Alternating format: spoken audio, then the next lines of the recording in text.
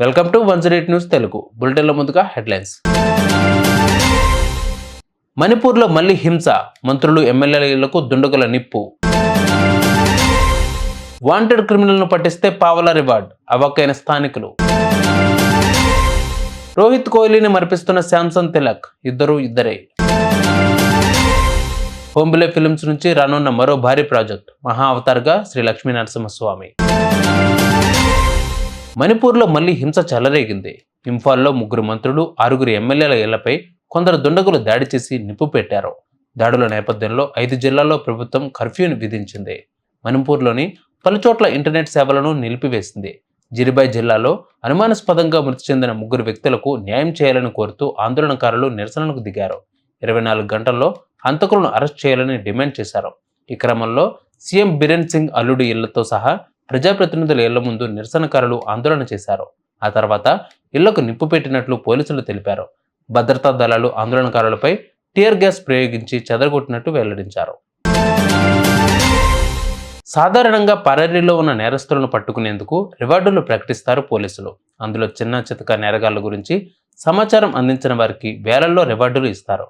ఇక పేరు మోసిన నేర చరిత్రలకు ఈ రివార్డు లక్షల్లో ఉంటుంది. దీనికి పూర్తిగా భిన్నంగా ఓ క్రిమినల్పై పావలా రివార్డు ప్రకటించి అందరినీ ఆశ్చర్యపరిచారు రాజస్థాన్ పోలీసులు.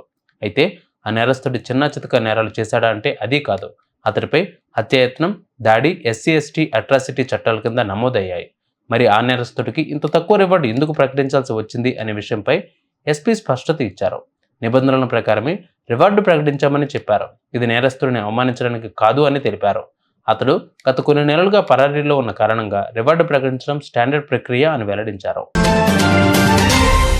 రోహిత్ శర్మ, విరాట్ కోహ్లీ టీమిండియాకు మూల స్తంభాలు. దశాబ్దానికి పైగా భారత జట్టులో కీలక ఆటగాళ్లుగా కొనసాగుతున్నారు. ఈ ఏడాది T20 ప్రపంచ కప్ టైటిల్తో ఈ ఇద్దరు పొట్టి ఫార్మాట్ కు గుడ్ బై చెప్పారు. దీనితో ఓపెనర్ గా హిట్ మ్యాన్ బాదుడును భర్తీ చేసే ఆటగాడు ఎవరు వస్తారు, 3వ స్థానంలో పరుగులు రారాజుగా ఎవరు ఉంటారనే ప్రశ్నలు వచ్చాయి. అయితే వీటికి సమాధానంగా సంజు శాంసన్, తిలక్ వర్మ పేర్లు వినిపిస్తున్నాయి. ఒకప్పుడు రోహిత్ కోహ్లీలా ఇప్పుడు శాంసన్, తిలక్ ఒకరిని మించి మరొకరు అదరగొడుతున్నారు. 2015లోనే అంతర్జాతీయ క్రికెట్లో అరంగేట్రం చేసినప్పటికీ శాంసన్ ఇప్పటి వరకు 37 T20లు, 16 వన్డేలు మాత్రమే ఆడాడు. 9 ఏళ్ల కెరీర్లో అతను తక్కువ మ్యాచ్లు ఆడేందుకు ప్రధానంగా 2 కారణాలు ఉన్నాయి. ఒకటేమో అవకాశాలు రాకపోవడం, ఇంకొకటి వచ్చిన అవకాశాలను ఉపయోగించుకోలేకపోవడం. సంజు అంటే ప్రతిభావంతులైన బ్యాటర్ అని అందరూ చెప్తారు. కానీ అరంగేట్రం దగ్గర నుంచి ఏడాది బంగ్లాదేశ్తో సిరీస్ ముందు వరకు 30 T20 ఇన్నింగ్స్లో బ్యాటింగ్ ఆర్డర్లో టాప్ 7 స్థానాల్లో తిరగడమే అతని పనిగా మారింది. ప్రముఖ నిర్మాణ సంస్థ హోంబిలే ఫిల్మ్స్ తాజాగా ఓ సరికొత్త ప్రాజెక్టును అనౌన్స్ చేసింది. అశ్విన్ కుమార్ డైరెక్షన్లో మహావతార్ నరసింహ అనే సినిమాను ప్రకటించింది. ఇందులో భాగంగా ఈ చిత్రానికి సంబంధించిన ఫస్ట్ లుక్ ను విడుదల చేశారు. అయితే ఇందులో నటించే వారి గురించి, అలాగే టెక్నికల్ టీం గురించి త్వరలోనే వెల్లడించనున్నట్లు తెలుస్తోంది. తెలుగు, కన్నడ, తమిళ, మలయాళ, హిందీ భాషల్లో ఈ సినిమా విడుదల కానుంది. ఈ చిత్రానికి శ్యామ్ CS సంగీతం అందించనున్నారు. కుశాల్ దేశాయ్, శిల్పా ధావన్, చైతన్య దేశాయ్లు ఈ చిత్రాన్ని సంయుక్తంగా నిర్మిస్తున్నారు. అయితే మహావతార్ సిరీస్లో రానున్న తొలి సినిమా ఇదే కావడం విశేషం. ఇక ఈ సినిమాకు కొనసాగింపుగా ఇతర అవతారాలతో చిత్రాలు రాబోతున్నాయని నిర్మాణ సంస్థ చెప్పకనే చెప్పింది. చూసారుగా ఇవాళ బులెటిన్ అప్డేట్స్. మరిన్ని అప్డేట్స్ తో మళ్ళీ మీ ముందుకు వస్తాను. అంతవరకు keep watching 108 news Telugu. Please subscribe to 108 TV. Subscribe to 108 TV.